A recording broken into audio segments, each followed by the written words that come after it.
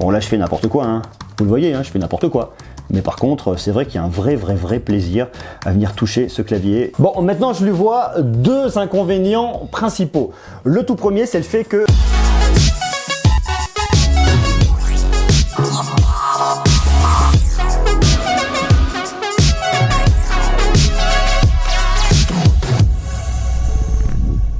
On va parler d'Apple.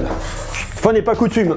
Ça, c'est mon MacBook Pro 15 pouces 2011. Ça, c'est le MacBook Pro 15 pouces de 2018. Donc, ce qu'on va faire aujourd'hui, on va pas les comparer, hein, ça n'aurait strictement aucun sens. C'est juste pour vous montrer la différence. Enfin, moi, je suis toujours surpris. Il y a des années d'évolution. Il y a 7 ans d'évolution. Donc, ça me paraît quand même assez normal. Mais cette machine-là, je la trouve hyper cool. Elle a vraiment plein de points positifs. Elle a aussi des points négatifs. Donc, ce qu'on fait, c'est très simple, rassurez-vous. On va la regarder de tous les côtés, sous tous les angles. On va vraiment prendre en considération tous les points. Se poser la question, ce MacBook Pro de 2015, est-ce qu'il vaut le coup, est-ce qu'il faut l'acheter? Et je vous ferai une autre vidéo d'ici quelques jours pour vous dire quel MacBook acheter. MacBook Pro 13, MacBook Air, MacBook, voilà. On prendra tout ça vraiment en détail. Ça fait un moment que je vous en ai parlé, malheureusement, j'ai pas encore trop eu le temps de la faire. Là, je vais la faire. Pour l'instant, on se concentre. MacBook Pro 15 pouces 2018. Est-ce qu'il vaut le coup, oui ou non? Mais avant toute chose, je vais vous parler d'un logiciel qui, à mon avis, a un vrai sens avec cet ordinateur parce que c'est un ordinateur professionnel. C'est un logiciel qui est destiné aux professionnels qui s'appelle PDF Elements Pro. Je sais pas vous, mais moi j'ai souvent galéré avec les PDF. Une fois que j'avais un PDF, il était strictement impossible de pouvoir retravailler dessus sans galérer ou alors de générer des fichiers PDF. Vous pouvez le faire avec quelques outils, mais avec ce logiciel-là, ce qui est vraiment bien, c'est que vous pouvez exporter un PDF en autre format, image, texte, Word, Excel et compagnie, je vais vous montrer ça, ou alors à partir d'un fichier texte, fichier image, etc. Vous pouvez le convertir en PDF. Voilà le logiciel. Alors vous avez plusieurs options principales. Vous pouvez modifier un PDF. Vous pouvez créer un PDF, le créer à partir de pages HTML, à partir d'images ou à partir d'autres fichiers au format texte. Vous pouvez faire aussi du traitement par l'eau. Vous pouvez modifier un formulaire PDF, convertir un PDF déjà existant au format Excel, Word, PowerPoint, etc. Ça c'est super cool. Et vous pouvez aussi combiner des PDF, créer un seul PDF en combinant plusieurs types de fichiers différents. C'est vraiment un outil extrêmement polyvalent. On peut prendre les PDF, les tortiller de tous les côtés, créer, modifier, exporter, en faire ce qu'on en veut. Et ça, pour le coup, croyez-moi, c'est franchement très pratique. Je vous montre un premier exemple. Je veux créer un fichier PDF à partir d'une image. Je clique ici. Je vais ouvrir le dernier télé loisir dans lequel j'apparais. Bon, je vous passe le côté mise en page. Vous pouvez faire vraiment beaucoup de choses, ajouter des images, du texte, recadrer, filigrane, enfin, vous pouvez faire tout ce que vous voulez. Une fois que vous avez fait tout votre travail là-dessus, vous allez dans Fichier, vous enregistrez directement en PDF. Vous allez dans vos documents, vous retrouvez votre fichier PDF là. Franchement, c'est hyper cool. Autre exemple pratique, j'ai déjà un PDF et je veux le modifier. Je vais donc m'ouvrir un PDF. Là, par exemple, j'ai le règlement d'un concours. Là, j'ai accès à tout mon texte que je peux modifier très facilement. Modalité de participation, je viens et je modifie. Ah, avec un E, c'est mieux. Voilà. Et vous voyez, c'est hyper simple. De la même manière, ensuite, je vais là, j'enregistre et ça va me réenregistrer directement mon PDF. Donc ça, c'est franchement hyper cool. Vous voyez, au final, je vous montre des fonctionnalités un peu basiques. L'idée, c'est que vous pouvez tout éditer extrêmement facilement. Mais si je rentre dans le détail, ça va nous faire une vidéo carrément entière. Là, l'idée, c'est de vous le présenter. Et croyez-moi, il est franchement cool. S'il vous intéresse, je vous ai mis un lien en bas dans la description. Bon, maintenant, on retourne sur cette jolie machine. Si vous me connaissez, si vous avez l'habitude, vous savez que moi, les Macs, j'aime bien. Je les utilise même en décoration, quand la décoration se casse pas la gueule. Lui date de notre temps, mais bon, je le garde en souvenir et vous voyez comme ça, sous cet angle-là, il a une certaine ergonomie, il est très joli. Bon, aujourd'hui, on va plutôt parler de celui-là. Il est franchement hyper classe et vous allez voir, il a énormément de points positifs. D'un point de vue purement ergonomique, c'est vrai que la machine est super belle, extrêmement fine. Ça, c'est vraiment un truc que j'adore sur cet ordinateur. Vous avez donc déjà deux ports Thunderbolt 3 USB type C, une petite prise jack qui est conservée ici, ça c'est cool. Absolument rien d'autre. Et de l'autre côté, pareil, c'est extrêmement minimaliste. Deux ports Thunderbolt 3 USB type C. Sinon, il n'y a absolument rien du tout. Très fin, très discret, très léger. C'est vraiment une très jolie machine qui a vraiment été revue, corrigée sur ce modèle de 2018 avec pas mal d'améliorations par rapport au modèle de 2017 et encore plus par rapport au modèle de 2016. Déjà, la première chose qu'on voit là-dessus, c'est des bords fins. On a vraiment des bords qui sont très fins, mais qui sont pas non plus complètement invisibles. Ce qui fait que ça permet quand même à l'écran de se détacher de ce que vous allez avoir derrière. ça reste quand même très sympa. Vous avez ici une caméra HD, elle fait le job, pas trop lui en demander, c'est pas un des points forts de cette bécane. Vous avez un écran de 15,4 pouces, c'est un écran Retina, c'est du IPS, c'est du LCD 2880 par 1800 pixels à 220 pixels par pouce. Vous avez un écran True Tone. Le True Tone, ça permet à votre écran de s'adapter complètement aux conditions de luminosité de la pièce dans laquelle vous êtes. Ça va complètement optimiser votre écran, notamment pour reposer votre regard et éviter qu'en fin de journée, vous ayez les yeux d'un lapin qui atteint de myxomatose. En termes de spec, de performance pure et dure, vous avez un Intel Core i7 cadencé jusqu'à 2,2 GHz et jusqu'à 4,1 GHz en mode turbo. Vous avez 6 cœurs, j'ai 16 Go de RAM, j'ai un SSD de 256 Go. Alors bon, on reparlera un peu des questions de stockage, mais il faut faire vraiment hyper attention lorsqu'on va choisir sa bécane, parce que si vous partez dès le départ sur un SSD qui n'est pas assez grand, vous risquez franchement de vous en mordre les doigts très rapidement. Et 256 Go pour moi, c'est largement insuffisant. Le minimum, c'est 512 Go, mais tout de suite, ça fait un petit peu augmenter l'addition. Sur le modèle 15 pouces, vous avez un GPU à part du CPU. C'est une Radeon Pro 555X avec 4 Go de mémoire dédiée. En termes de puissance, je le trouve franchement très bien. Ça dépend bien sûr ce que vous allez en faire. Ça, on en reparlera également après. On parlera des options que vous allez pouvoir rajouter en termes de mémoire vive, en termes de SSD, en termes de puissance, qu'on peut monter jusqu'à un Intel Core i9.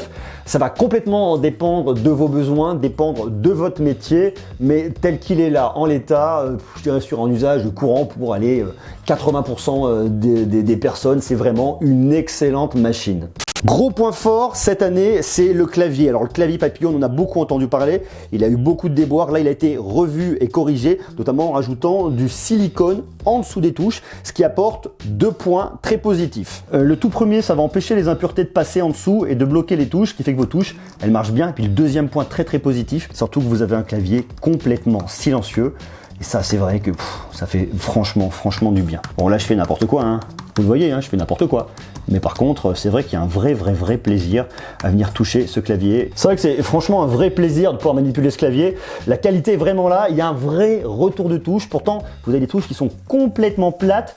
C'est extrêmement profilé, ça va vraiment rajouter au design et vraiment finir de typer ce produit. Et ça, c'est vraiment top. Alors, il y a un deuxième point qui est très important ici, c'est le trackpad. Le trackpad, il est complètement hallucinant. Alors ça, c'est pas tout nouveau, hein, ça fait déjà quelques bonnes années que Apple nous sort des trackpads qui sont complètement fous furieux. Là, vous avez un truc qui est juste gigantesque. En plus d'avoir vraiment de la place, d'être extrêmement précis, vous avez le 3D Touch. Vous connaissez 3D Touch, hein, je vais rien vous apprendre. Regardez, hop, j'appuie, tac, ça a un vrai sens, c'est vraiment cool. Et ça, c'est un des points très forts de ce Mac parce qu'il y a une vraie maîtrise d'Apple sur son clavier, il y a une vraie maîtrise d'Apple sur son trackpad. Et en plus de ça, vous avez encore un autre point qui est franchement génial, c'est la Touch Bar. Bon, la Touch Bar, c'est pas le truc qui vient d'arriver dans le monde d'Apple, mais par contre, c'est vrai que c'est franchement très pratique et puis qu'à force, on finit vraiment par lui trouver des usages. Vous avez beaucoup de possibilités et ça dépend complètement des différentes applications. Que ce soit bien sûr pour régler le volume, pour mettre la lecture, pour régler tout ce que vous voulez. Là, je vous montre vraiment des trucs de base, mais en fonction des logiciels sur lesquels vous allez être, vous allez pouvoir faire beaucoup de choses. Pour le montage, c'est cool. Pour la navigation sur Internet, c'est tout aussi cool. Exemple tout bête, premier onglet, je suis sur le site d'Apple. Deuxième onglet, je suis sur Facebook. Et ben, je vais les retrouver tous les deux directement ici dans ma Touch Bar. Je peux passer de l'un à l'autre très facilement, vous voyez. Ça, c'est vraiment cool, c'est hyper intuitif et c'est un exemple parmi tant d'autres qui montre vraiment que cette Touch Bar, on lui trouve vraiment des intérêts très spécifiques. Je peux même venir, hop, créer un nouvel onglet là. Je choisis, je navigue ensuite ce que je vais ouvrir par rapport à mes raccourcis que je vais avoir directement ici. Allez, qu'est-ce que je vais mettre par exemple? Hop, Wikipédia. Ça va m'ouvrir Wikipédia là. Je vais en ajouter un autre. Clac, je clique. Allez, hop, un petit Google.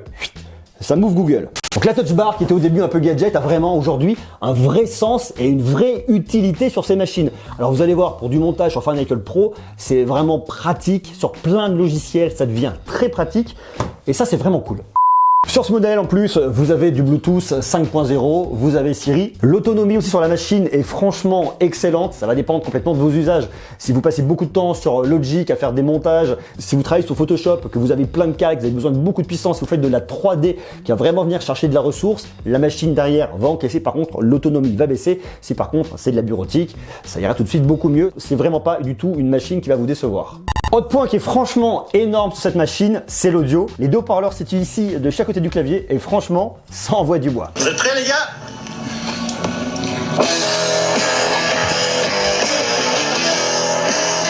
C'est énorme.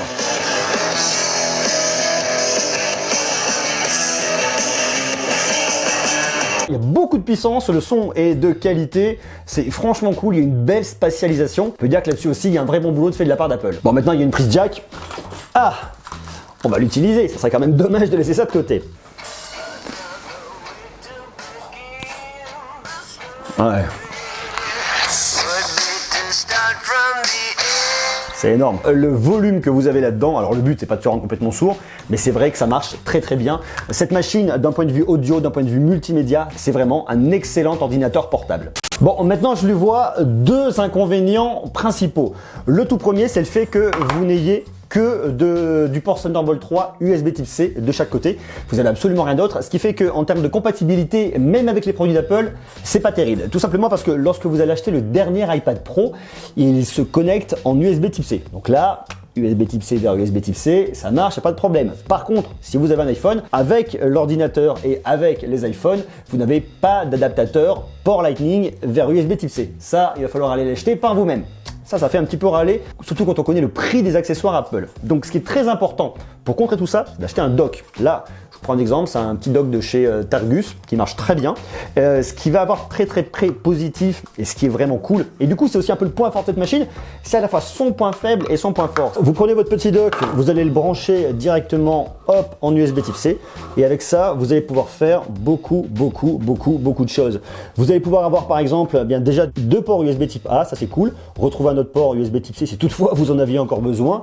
Vous allez pouvoir brancher de l'Ethernet et hop, même de l'autre côté, avoir une sortie VGA pour un moniteur standard, du HDMI, ça c'est cool. Donc ça, c'est vraiment un accessoire qui pour moi, aujourd'hui sur cette machine comme ça, est un indispensable et qui par contre, malheureusement, n'est pas du tout fourni d'origine par Apple. Par contre, ce qui est franchement énorme lorsque ça marche, c'est que votre ordinateur devient une station de travail qui est complètement hallucinante.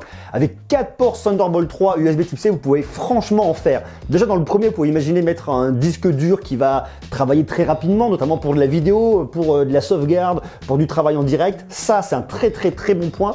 Le deuxième point, c'est que vous pouvez brancher par exemple sur les deux autres ports Thunderbolt 3 des moniteurs 4K. Ça, c'est cool. Donc là, vous mettez deux moniteurs pour bosser, votre disque dur d'un côté, et puis après, vous pouvez mettre un dock de l'autre côté pour avoir du port USB type A, pour avoir tout ce que vous voulez. C'est franchement génial. C'est à la fois un point négatif, un point de regret, mais à la fois, quand on y réfléchit bien, un vrai gros point positif. Autre point de regret là-dessus, c'est le fait de ne pas avoir d'écran tactile. Alors il y a peut-être que moi que ça choque. Quand je vois des PC qui ont des écrans tactiles qui coûtent beaucoup moins cher que ça, je me dis que c'est dommage qu'Apple aurait pu aller dessus. Ça aurait été bien d'avoir un ordinateur tactile, de pouvoir piloter son macOS Mojave dessus, de pouvoir travailler avec un stylet directement sur Photoshop dessus. Ça aurait pu être vraiment cool. Ou alors faire un montage, pourquoi pas, sur Final Cut Pro et pouvoir bouger des choses à la main. Enfin, je sais pas. Il pourrait y avoir vraiment un sens. Quand je vois que du produit de chez Dell, du produit de chez Asus, vous avez sur le haut de gamme des écrans tactiles. Je trouve ça toujours dommage que Apple soit pas encore allé dessus. Alors après, peut-être est-ce pour ne pas complexifier les gammes, ils nous sortent des iPad Pro qui coûtent cher, qui sont tactiles, où on peut travailler avec un stylet dessus, qui sont vraiment très performants. Est-ce que c'est vraiment pour détacher les deux produits? Avec le MacBook Pro, vous allez avoir de la puissance, de la performance, plus que ce que vous ne pourrez avoir dans un iPad Pro, donc notamment pour faire de la 3D, du montage, même du graphisme, et en face, un iPad Pro qui lui est vraiment destiné au côté graphique, à la tablette graphique. Je sais pas trop quoi en penser. Bon, ça c'est un point de détail. Ça m'empêchera pas, en tout cas, moi d'aller sur cette typologie de produit parce que je le trouve vraiment bien. Mais c'est vrai que ça aurait pu être un vrai plus sur cette bécane. Peut-être pour les années à venir. Et maintenant, parlons de ce qui nous intéresse tous, c'est le tarif. Parce que cette jolie petite bête, elle a quand même un certain coût. On va pas se mentir, c'est cher, voilà, c'est Apple, ça coûte de l'argent. Je vais vous donner le tarif, alors je les ai pas pris par cœur, hein, c'est dans mes petites notes. Alors ce modèle-là, c'est l'Intel Core i7 qui est dans sa 2,2 GHz, 256 Go SSD de stockage, 16 Go de RAM, il coûte 2799 €. C'est franchement déjà un très bon prix. Moi quand je vois que le mien, alors après c'est pareil, on remonte à 2011, hein, donc il y a franchement 7 ans qui nous séparent, mais je crois que je l'ai payé avec une extension de garantie à 2000 €, il devait coûter 1700 et quelques euros neuf, c'est-à-dire que entre ce modèle-là et ce modèle-là, il y a 1000 € d'écart. Je ne sais pas ce qui s'est passé en 7 ans, donc j'imagine même pas dans 7 ans combien vont coûter ces machines-là. Est-ce que ça va continuer sur cette lancée? Voilà, ça reste quand même un certain budget. Après, il y a de la perf, après il y a un SSD. À la base, moi j'avais pas un SSD, je l'ai mis après.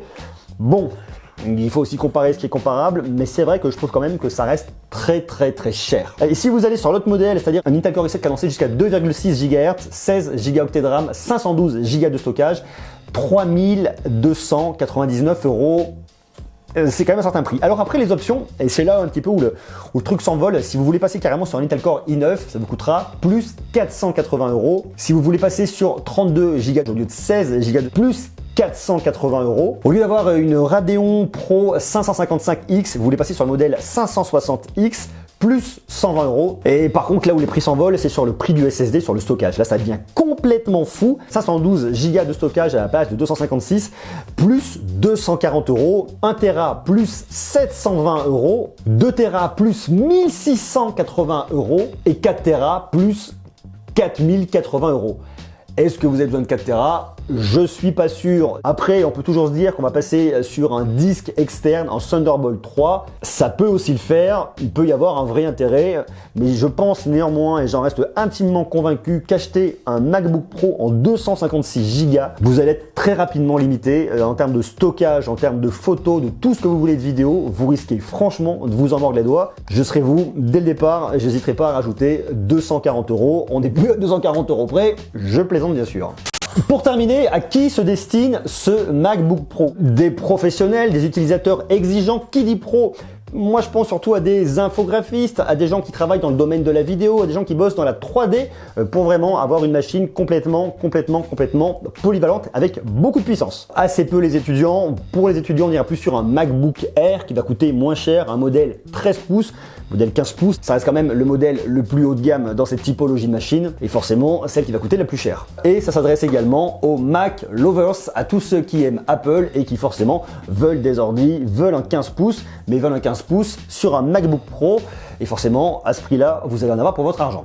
Et quant à vous, dites-moi ce que vous en pensez. Est-ce que vous le trouvez bien, ce MacBook Pro 2018? Est-ce que vous pourriez vous laisser tenter? Est-ce que vous vous êtes laissé tenter? Et si vous êtes laissé tenter, qu'est-ce que vous en pensez? Est-ce que vous êtes satisfait, satisfaite? Ou alors carrément déçu? Moi, je trouve qu'il y a de vraies belles avancées là-dessus. La touch bar est vraiment cool, le clavier a vraiment été amélioré, ça avait été vraiment un point qui a été critiqué.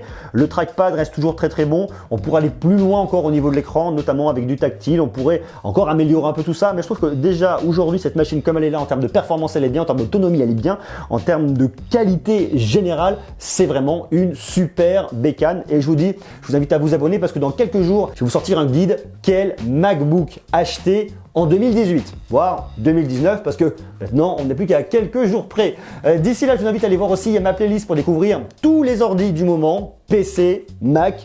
Comme ça, vous pourrez vous faire un avis un petit peu général sur ce qui se fait en ce moment. Et puis d'ici là, soyez sages, je vous embrasse, portez-vous bien. Ciao!